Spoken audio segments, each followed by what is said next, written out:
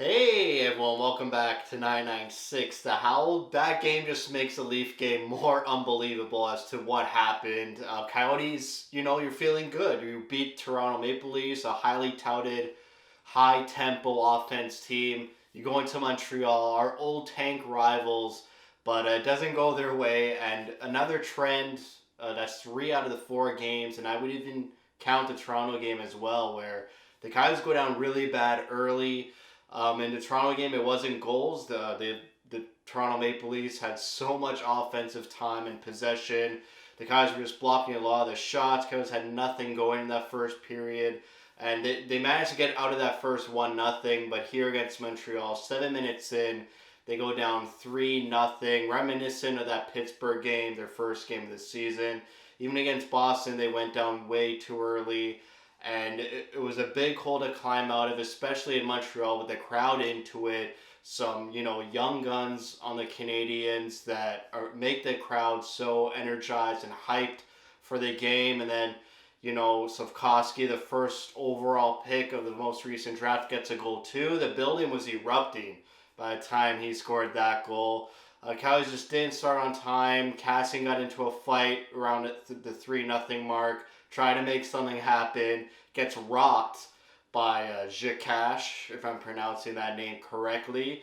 Surprisingly, Cassian came back into the game. I thought he was injured. He left the ice, left the bench, went right to the tunnel. It looked like he jammed his thumb in the fight, maybe a broken hand, but surprisingly comes back. He had a great chance at the end of the third to score a goal, but he was denied. So it was 4-0 Montreal, and then things start to happen. Coyotes start to play some pretty good hockey. They start to string together some shifts. There was a Gunther, Hayden, and Cassian shift, which was really good.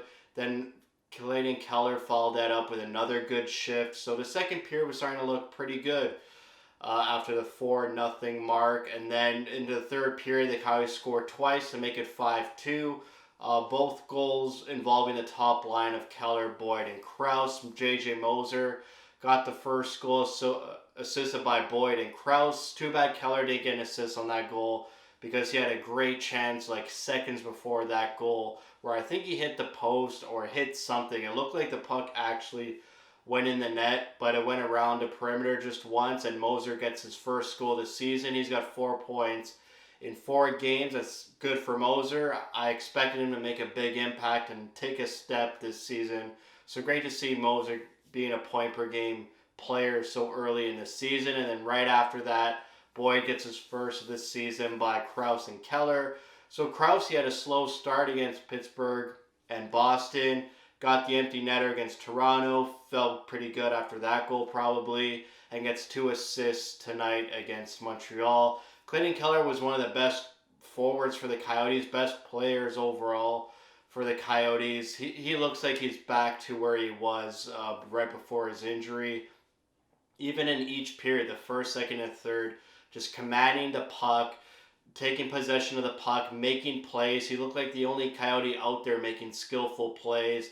And then shortly, as the second period was coming to that point where the Coyotes were looking good, Michelli and Hayden were making some good skillful plays as well. So it took Keller to lead the team.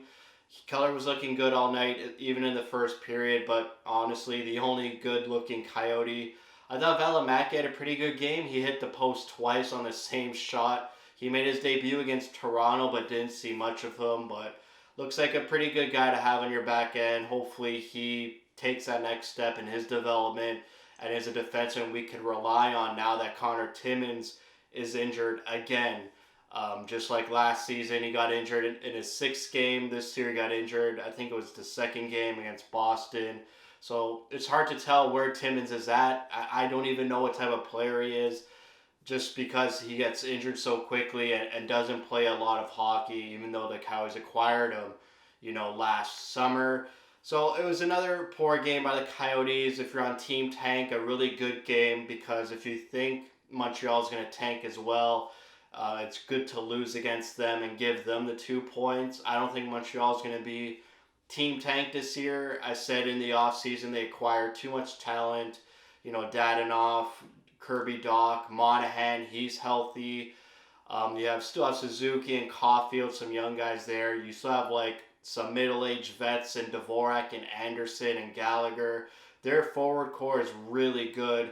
Obviously, their back end is kind of bad, but you always could teach defense. You can't really teach offense and skill. So I'm sure the coaching staff is heavily on those defensive guys to just stay in their systems. And you have Jake Allen in net, who's a competent starter that could win some games and look pretty solid, just like he did tonight. Made a couple great saves when the Coyotes were really turning it on.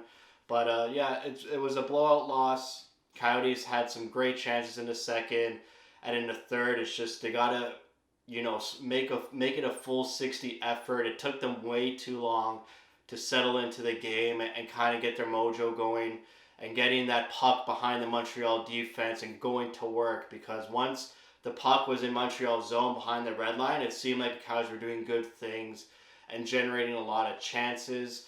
Also want to know, it was Connor Ingram's first game. I was excited to see what he was all about. Coyotes kind of left him out to dry for those first 3 goals. First goal, the 2 defensemen went after the puck carrier, left the player in front of Ingram. The second goal was a bad turnover by Keller. Third goal was a 2-on-1. Probably could have had that 2-on-1 goal, but it's a 2-on-1. You kind of got to guess if the player's going to shoot or pass. Slavkovsky's goal, maybe he should have had. And then the penalty shot, Suzuki kind of made him look bad. So I expect Ingram's next game to be a bit better. I saw some periods where he looked pretty good, but yeah, that start of the game, he allowed 3 goals on probably the first 4 shots. And the Coyotes didn't get their first shot until 12 minutes into the game. So again, the first period, they're down early in terms of goals. They only had 5 shots tonight in the first. Against Toronto, they had 4 shots in the first. Boston, they had 3 shots in the first. And Pittsburgh, they had 4 shots in the first. So they got to start on time, generate offense in that first period, not dig themselves into early holes, and try to play the game they played in the second and third. It's good at the end of the game, pretty good, considering they go into Ottawa on Saturday afternoon, so they could feel good in going into that game. Maybe catch Ottawa off guard and make it a competitive game before they end the road trip in Columbus on Tuesday, I believe. So that's it for me.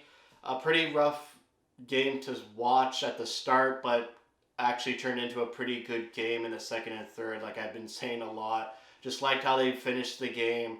Just obviously a trend that they're not starting on time, just being really bad in the first period, so they got to rectify that, and hopefully we see that change soon before they come home to Arizona. So that's it for me.